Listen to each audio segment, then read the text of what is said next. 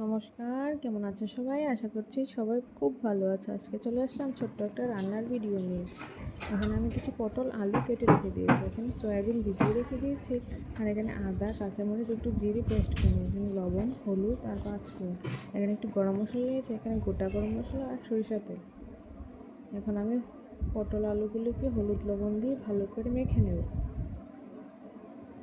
তারপর কড়াই গরম করে এটার মধ্যে তেল দিয়ে দেবো। তেলটা গরম হয়ে গেলে এটার মধ্যে পটল আলুগুলো ভালোভাবে ভেজে নেব। তারপর পটল আলুগুলোকে কিছুক্ষণের জন্য ঢেকে রেখে দেব। কিছুক্ষণ পর পটল আলুগুলি লাল করে ভাজা হয়ে গেছে, এখন আলাদা পাত্রে নামিয়ে নেব। এখন সয়াবিনগুলিতে হলুদ লবণ মেখে কড়াইতে একটু তেল দিয়ে ভালো করে সয়াবিনগুলি ভেজে নেব। ভেজে নিয়েছি, এখন নামিয়ে নেব। এখন কড়াই গরম করে ওটার মধ্যে কম পরিমাণে তেল দিয়ে এটাকে গরম করে নেব, আর এটার মধ্যে গোটা গরম মশলা দিয়ে দেব।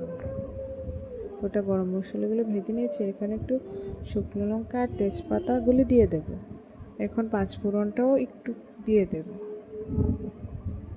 এখন এগুলি লাল করে ভেজে নিয়েছি, সে আদা কাঁচামরিচ জিরে পেস্টটা দিয়ে দিয়েছি। এখন ভালোভাবে মিশিয়ে নেব। এটার মধ্যে একটু হলুদ আর একটু লবণ দিয়ে ভালো করে নেড়ে চেড়ে নেব।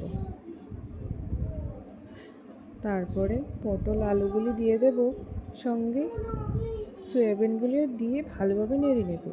আগে থেকে একটু গরম জল করে রেখেছি, এখন এটার মধ্যে দিয়ে দেবো। এখন ভালোভাবে মিশিয়ে নিয়ে কিছুক্ষণ সময়ের জন্য ঢেকে রেখে দেবো। দেখছিলাম ঝোলটা ফুটে গেছে, এখন আমি দেখে নেব আলুগুলি সিদ্ধ হয়েছে কি না। হ্যাঁ, হয়ে গেছে। এখন আমি এটার মধ্যে একটু গরম মশলা আর একটু ঘি দিয়ে ভালো করে নেড়ে আলাদা পাত্রে নামিয়ে নেব। তাহলে আজকের ভিডিওটা এখানে শেষ করছি। কেমন হয়েছে কমেন্টে জানিও। সবাই ভালো থেকো, সুস্থ থেকো।